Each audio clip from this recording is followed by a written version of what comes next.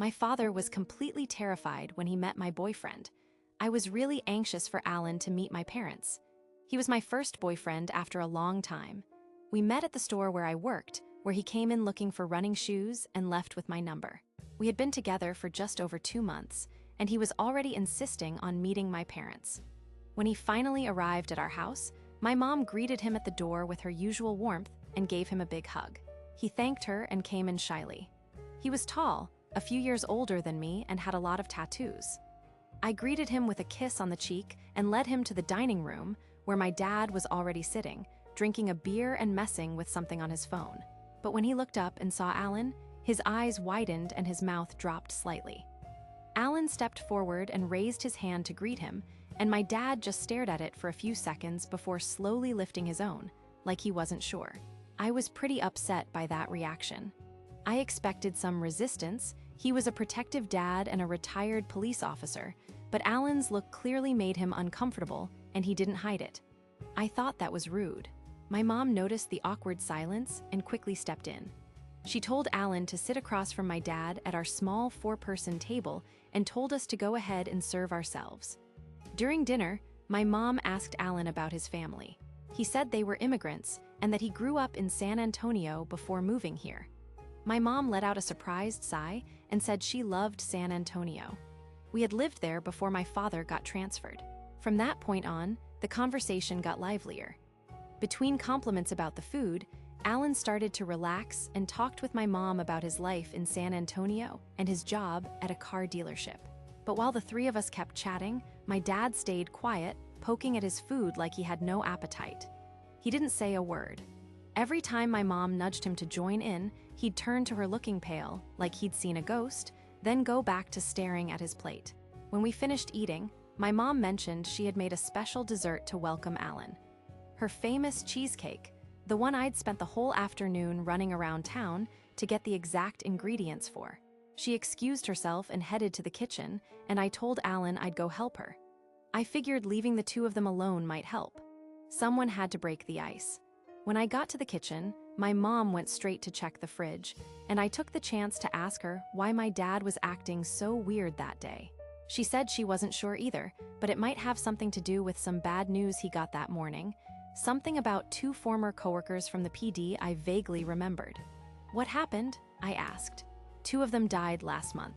Tragic stuff, she said, dividing her focus between explaining and testing the texture of the cheesecake. One died in a car crash on the highway with his whole family. The other died in a house fire. I felt bad for them, and I wondered if his behavior was just him grieving old buddies. Still, that didn't explain taking it out on Alan. My mom said the dessert was almost ready. She just needed to finish the topping and asked me to check with my dad where he'd put the offset spatula. I grabbed the dessert plates and forks on the way and walked back to the living room, hoping they'd maybe broken the ice with some football talk or whatever. But as soon as I stepped in, I froze. My dad was crying.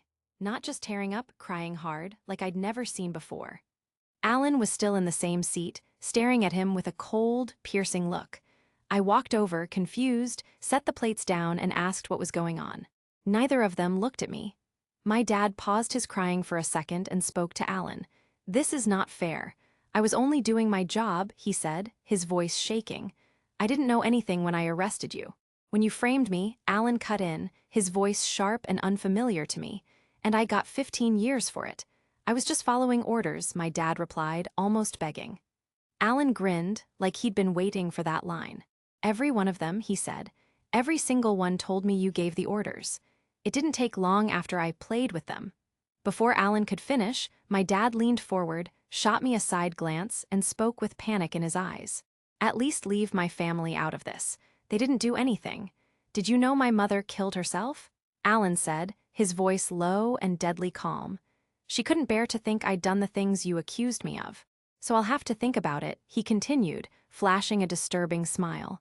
Then, for the first time since I'd walked in, he looked straight at me. His eyes were wild, like a beast caged and about to break loose. I was ready to scream or run or anything, but my dad suddenly grabbed my arm hard. "The spatula is in the second drawer of the pantry. Dad, this isn't the second drawer," he said again, low and firm. "Go get it for your mother. Now." My heart was pounding. Why was he saying that now? But then, like a lightning strike, I remembered.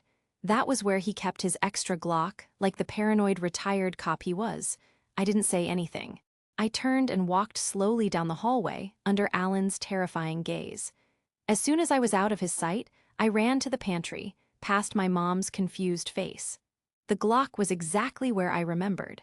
I loaded it, turned around, and sprinted back to the dining room, ready to aim and shoot if I had to. But when I got there, only one person was still at the table. Alan was gone, no sign of him.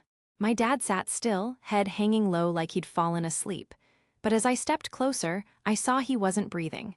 Buried deep into his neck was a dessert fork, almost halfway in.